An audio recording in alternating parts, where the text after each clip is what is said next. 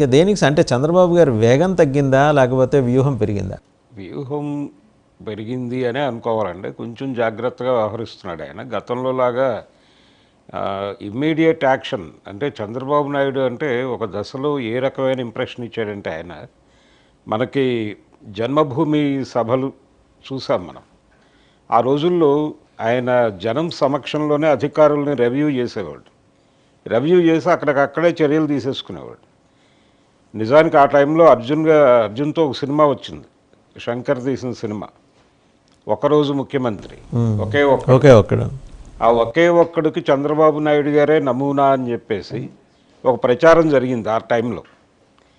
అటువంటి చంద్రబాబు అంటే immediate action అన్న టోన్లో చంద్రబాబు నాయుడు అప్పటి వరకు ఉన్నటువంటి ముఖ్యమంత్రులకు భిన్నమైన వ్యవహార శైలిని ప్రదర్శించాడు. ఇప్పుడు చంద్రబాబు అలా లేడు. చంద్రబాబు చాలా ఆచితూచి వ్యవహరిస్తున్నాడు. ఎవరి మీదైనా సరే ఏదైనా చర్య తీసుకోవాలన్నా లేకపోతే కక్ష సాధింపు అనే మాట సాధ్యమైనంత వరకు రాకుండా ఉండటానికి ఏం చేయాలనేది ఆయన ప్రయత్నం ఆయన చేస్తున్నాడు. కానీ జరగాల్సినవి జరిగిపోతూనే ఉన్నాయి. కక్ష సాధింపు అనే మాట నిన్న పవన్ కళ్యాణ్ నోటెమ్మట కూడా వచ్చింది. ఏది కక్ష సాధింపు అని మొహమాట పడకండి అన్నాడు ఆయన చాలా స్పష్టంగా. పవన్ కళ్యాణ్ కక్ష సాధింపు చేయొద్దనా చేయమని ఆయన చేయమనే, అంటే తప్పు జరిగింది అనుకున్నప్పుడు చర్యలు తీసుకోవటానికి వెనుకాడద్దు. అంటే గత ప్రభుత్వం తప్పులు చేసింది అని కనుక మీకు అనిపిస్తే సీరియస్గా చర్యలు తీసుకోండి. ఎక్కడైనా సాక్ష్యాధారాలు లభిస్తే ఇమ్మీడియట్గా కేసులు పెట్టి లోపల వేసేయండి. ఏమీ మొహమాట పడద్దు. కక్ష సాధింపు అని అంటారేమో అని అనుకోకండి. అటువంటి మొహమాటాలు పెట్టుకోవద్దు అన్నాడు ఆయన పవన్ కళ్యాణ్. అంటే అందరూ అబ్జర్వ్ చేస్తున్నారు చంద్రబాబుని. ఈయనేదో కొంచెం మొహమాట పడుతున్నట్టున్నాడు, లేదు కొంచెం దూకటమే మంచిది అని. కానీ చంద్రబాబు నాయుడు వ్యూహం వేరేగా ఉంది. ఆయన కొంచెం నెమ్మదిగా వెళ్ళాలి అంటున్నాడు. ఈ లోపల ఆయన మీద ఇంకొక విమర్శ కూడా మొదలైంది బయట నుంచి, పబ్లిక్ నుంచి.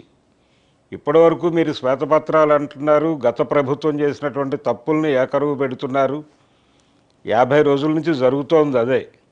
ఒకవైపు జగన్మోహన్ రెడ్డి ఏమో 50 రోజుల నుంచి మీరు కక్ష సాధింపు చర్యలు మాత్రమే చేస్తున్నారు, 33 హత్యలు 300 ఆత్మహత్యలు అని చెప్పి ఆయన ఒక లిస్టు పట్టుకుని తిరుగుతున్నాడు దేశం అంతా. సో ఈ యాక్టివిటీ ఓకే, బాగానే ఉంది. పరిపాలనకు సంబంధించి మీరు చేసింది ఏమిటి ఈ 50 రోజుల్లో?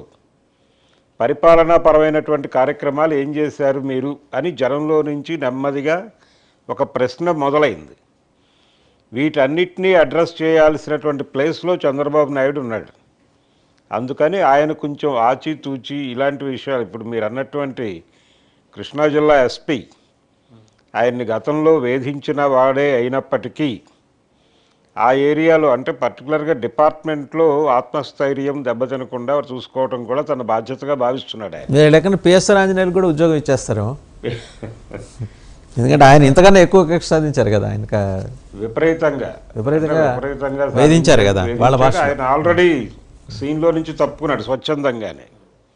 ఇలా స్వచ్ఛందంగా తప్పుకునే వాళ్ళు ఓకే, కానీ వాంటెడ్గా చర్యలు వద్దు అన్న టోన్లో ఆయన వ్యవహరిస్తున్నాడు. కొంచెం సాఫ్ట్గా పెడదాం, నెమ్మదిగా చేద్దాం. అంటే వచ్చే ఎన్నికల్లో గెలుపు అనేటువంటి ఆలోచన కూడా ఉంది ఆయనకి, ఒక విజన్.